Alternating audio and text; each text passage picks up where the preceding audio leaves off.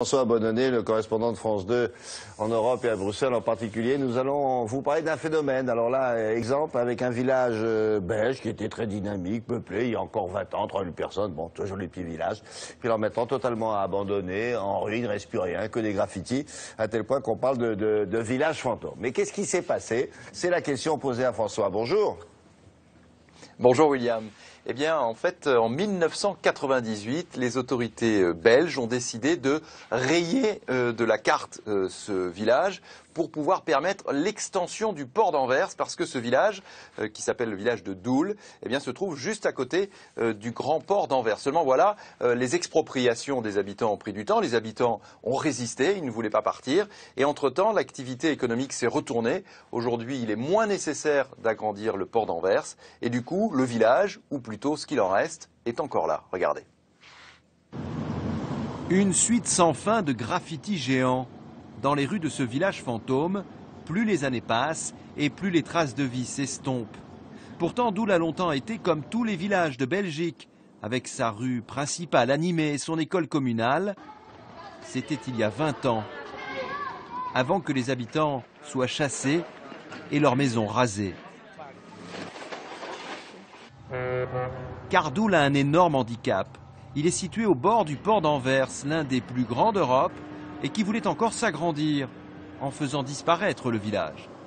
Ce projet d'extension n'a jamais vu le jour. Le village est donc resté, mais abandonné. Le week-end, ses ruines sont envahies par des centaines de curieux.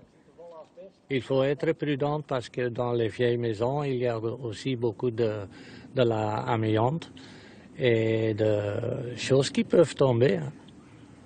Mais au détour d'une rue, on rencontre parfois quelques habitants, des irréductibles qui ont résisté à toutes les expropriations. On nous a dit qu'on peut encore rester 5 ans. Si on peut rester, on va rester. Si on nous sort par force, on sera obligé de partir. Ils ne sont plus que 26 exactement, et ils ont un souhait, garder encore un peu de vie dans leur village. La poste passe. Il y a des bus qui viennent encore. Il faut que ça continue. Alors le village fantôme fait surtout le bonheur des photographes, venus immortaliser, avant qu'il ne soit trop tard, ce musée à ciel ouvert. Voilà, ça devient un terrain de jeu pour les artistes en herbe. Il y en a beaucoup comme ça, de villages abandonnés, mais alors pas simplement en Belgique, je veux dire en Europe. En fait, on le sait peu, hein, William, mais en fait, il y a des centaines de villages abandonnés, des centaines de villages fantômes comme ça en Europe. Alors, c'est souvent pour des raisons industrielles ou énergétiques. Vous savez, on va par exemple faire une mine ou un barrage hydroélectrique et donc les villages sont vidés. En fait, il y a beaucoup de villages abandonnés dans l'est de l'Europe.